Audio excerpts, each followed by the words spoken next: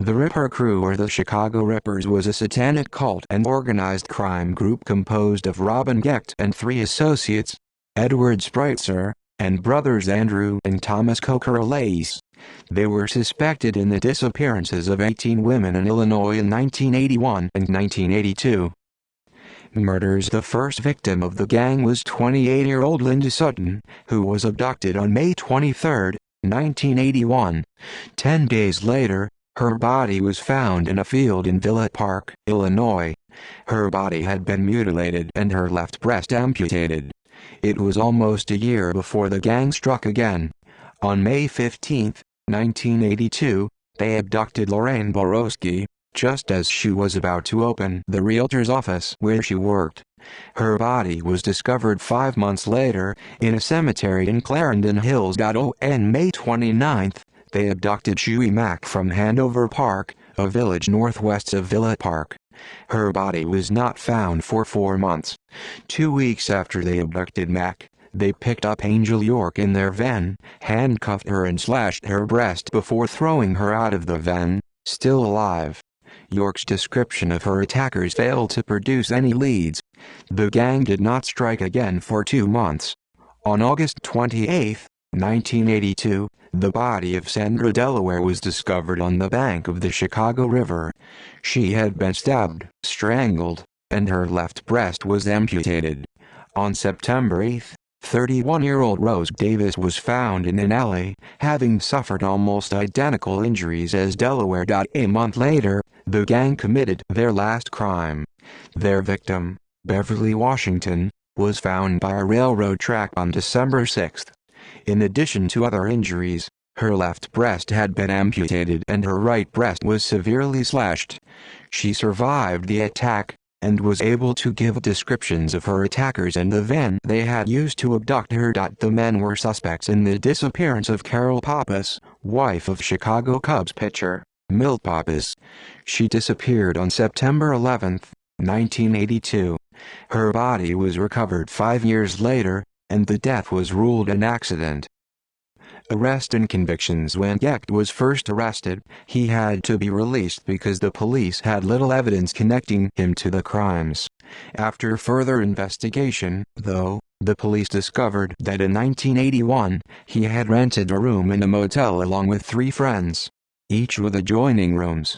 The hotel manager said that they had held loud parties and appeared to be involved in some kind of cult. Police then tracked down the other men, Edward Spritzer and the Coquerelais brothers. When interrogated, Thomas Coquerelais confessed that he and the others had taken women back to Gecht's place, what Gecht called a satanic chapel. There they had raped and tortured the women, and amputated their breasts with a wire garrote. Coquerelais went on to say that they would eat parts of the severed breasts as kind of a sacrament, and that Gecht would masturbate into the breasts before putting them in a box. Coquerelais claimed that he once saw 15 breasts in the box. The Coquerelais brothers and Spritzer confessed to their crimes, but Gecht protested his innocence. After a series of trials, Thomas Coquerelais was convicted of murder but only sentenced to life imprisonment as his reward for his initial confession. Since then his life sentence has been commuted and he was scheduled to be released on September 30, 2017, but his parole was denied by Illinois officials. He was released on parole the morning of March 29, 2019. Gecht is serving 120 years in the Menard Correctional Center for the attempted murder and rape of Beverly Washington and will be eligible for parole in 2042. Andrew Coquerelais was sentenced to death and was executed by lethal injection on March 17, 1999. Edward Spritzer was sentenced to death, but the sentence was commuted in George H. Ryan's last-minute commutation of all death sentences in Illinois in 2003. Incidentally, Andrew Coquerelais was Governor Ryan's only execution, just over 2 months into his administration. Coquerelais was also the last inmate executed in Illinois, almost 12 years before Governor Pat Quinn signed legislation to abolish the death penalty on March 9, 2011, and commuted 15 death sentences to life imprisonment without parole. The Kokerlais brothers were raised Greek Orthodox. The Orthodox Church attempted unsuccessfully to keep Andrew Kokerlais from being executed. Demetrios Kantsavalos, at that time a chancellor, later a bishop of the Greek Orthodox metropolis of Chicago, became an anti-death penalty activist as a result of the execution, and helped lobby in favor of ending the death penalty in the state. Thomas Kokerlais was released from prison in March 2019 after serving half of his 70-year sentence.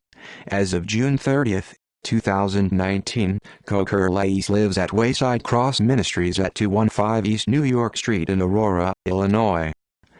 See also List of serial killers in the United States. References